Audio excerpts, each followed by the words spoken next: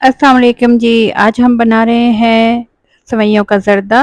बहुत ही मज़े की सी ये सेवइयाँ बनती हैं। ये मैंने आम जो सेवइयाँ मिलती हैं लच-पच, इसको मैंने थोड़ा-सा छोटा-छोटा काट लिया है 1 इंच या 1.5 इंच के टुकड़ों में, और फिर इसको मुनासिब सा घी डाल के और इसमें थोड़ी-सी 1-2 इलायचियाँ डाल के इसको भुना है। अब ये देखिए रेडिश हो गई है, ठीक है। ये तकरीबन 300 ग्राम है, इसमें तकरीबन 200 ग्राम जाएगी चीनी।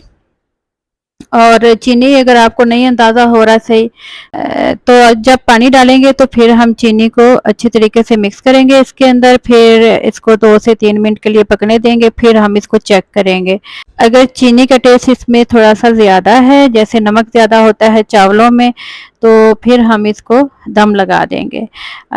मैंने चीनी इसमें डालने के बाद 3 से 4 मिनट के लिए पकाया। जब चीनी पानी छोड़ने लगी तो फिर मैंने इसके अंदर पानी डाला है। 3 से 4 मिनट के लिए पकाएंगे, फिर इसको 10 से 15 मिनट के लिए दम दे देंगे।